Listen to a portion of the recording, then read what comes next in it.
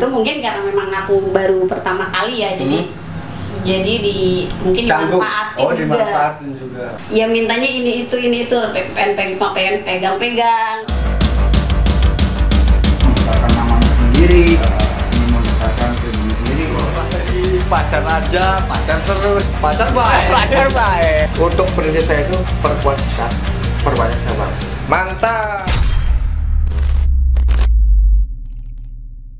Oke, balik lagi di channel Kamar Atas 13. Kali ini di acara Monar yang kelima.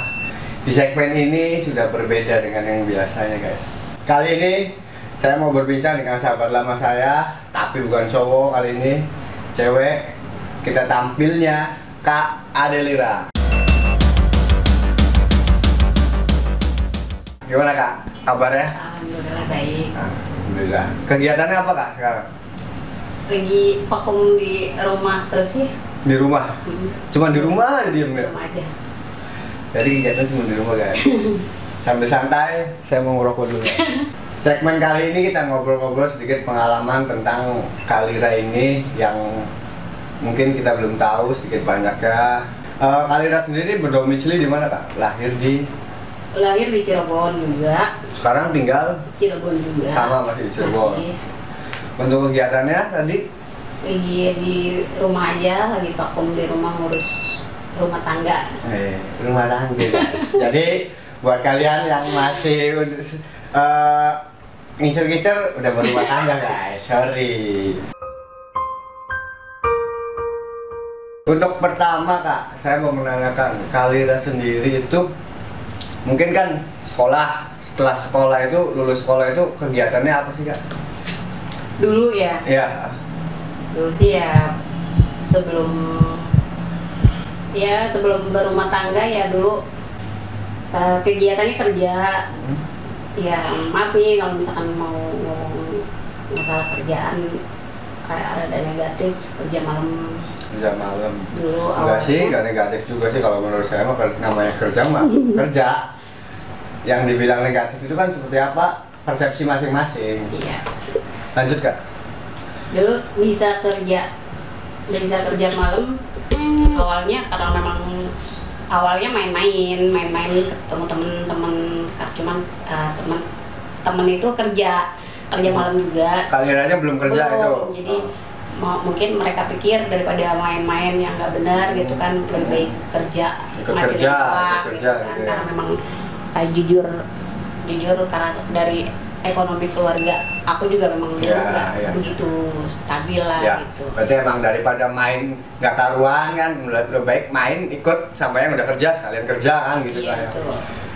Nah, bisa kerja masuk di tempat gitu ataupun tempatnya di mana bisa diceritakan? Bisa di Cirebon juga, cuman kayaknya nggak itu sih buat disebutin. Salah satu tempat lah. Tempat di Cirebon juga, mungkin dulu kayaknya sih tempatnya yang paling di Cirebon itu yang paling elit lah. Paling elit tempatnya. Paling elit di Cirebon pada saat itu. Oke, jadi kerja di tempat salah satu tempat di hiburan malam, tepatnya di yang elit di salah satu di Cirebon. Oke, mungkin bisa diceritakan kan sebagai apanya di tempat tersebut? Dulu sih disebutnya PL ya, pemandu lagu. Kalau sekarang sih lebih dikenalnya LC. Oh, PL sama LC itu sama Kak? Sama lah. Oh, sama. Cuman ini mah LC lebih modernnya. Oke, ya. Kalau dulu PL guys, sekarang LC, tapi intinya mah sama aja gitu ya Kak. Biasanya sih emang menemani di situ ya Kak. Iya. Emang PL memandu lagu ya, memandu lagu gitu. Nah, kalau boleh tahu Kak, sempat berpindah-pindah tempat kerjaan di dunia malam itu atau emang stay di situ berapa lama? Aku dulu stay di situ berapa tahun ya? Sempet lama juga sih, kayaknya sekitar 4 tahunan, 4 tahun 5 tahunan. 4 tahun 5 tahun. 4 tahun sampai 5 tahun ya di situ. Akhirnya hengkang pindah tempat karena di situ juga udah tutup juga, bangkrut. Terus sempat ke Bali.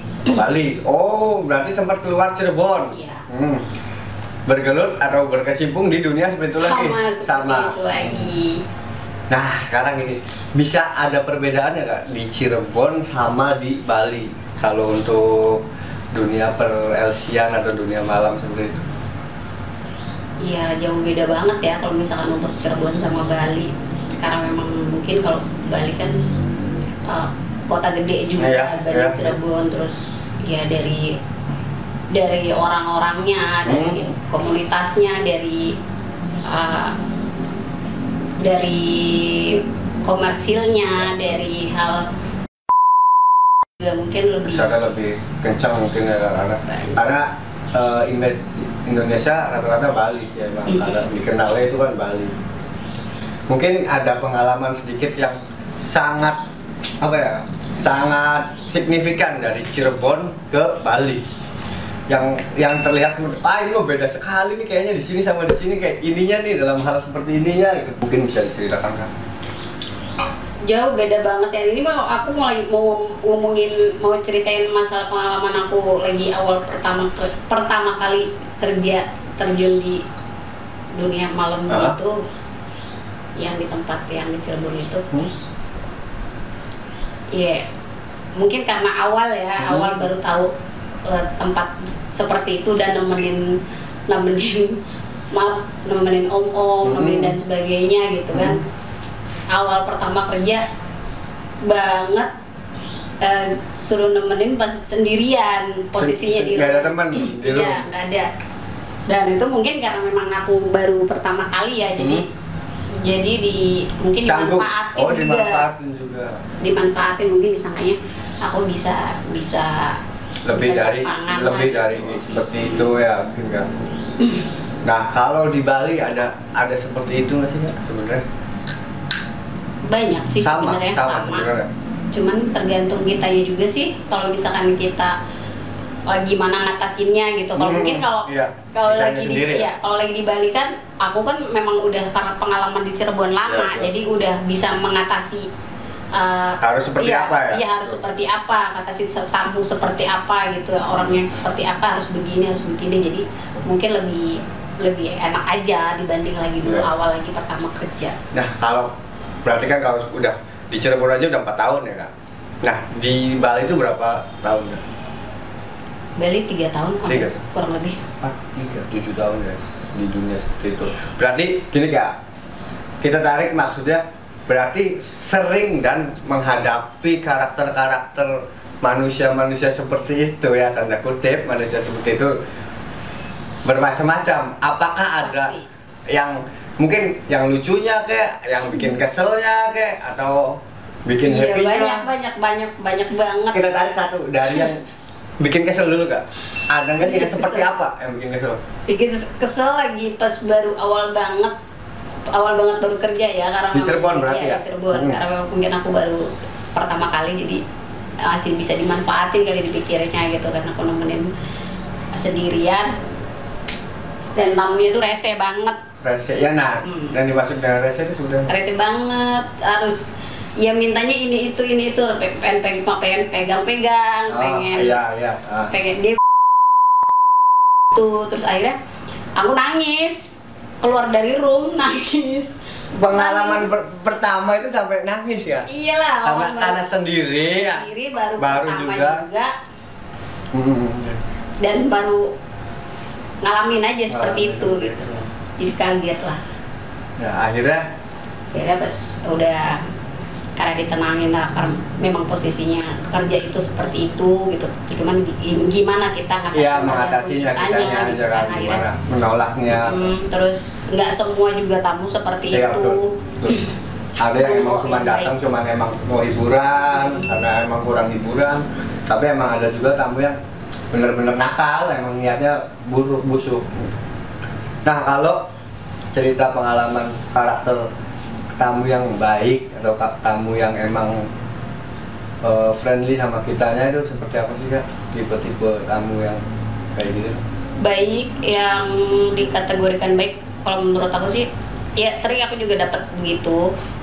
Ya maksudnya cuma sekedar datang ke situ cuma sekedar hiburan, nyanyi-nyanyi, ditemenin, aku seperti biasa mau ngambilin minum atau yang lainnya gitu, aku layanin gitu. Tapi kalau misalkan yang selebihnya sih nggak pernah minta yang aneh-aneh tamunya gitu, dan itu ya berjalan biasa aja.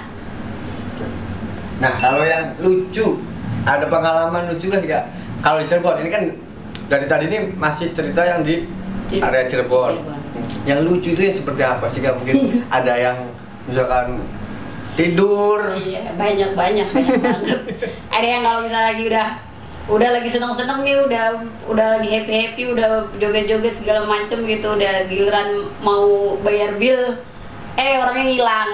Ada yang lagi tidur, pura-pura tidur, ada yang pura-pura mabok, sampai digotong-gotong gitu. Nah kalau kayak gitu Kak, maksudnya kalau kayak gitu mengatasinya seperti apa? Untuk bill sendiri, untuk kan gini ya, kalau kayak gitu dapat tips nggak sih Kak? Dapat. Nah berarti kan kalau yang orang yang pura-pura mabok, pura-pura tidur ataupun hilang, berarti kan kita nihil atau enggak sih, maksudnya kalau misalkan sebelumnya tuh kadang kita biasanya kalau misalnya kita joget gitu, kita saweran. Oh, dari situ dulu, dari awal dulu ya. Itu juga kalau misalnya tergantung tamunya sih, ada yang baik dan ada yang pelit gitu. Iya.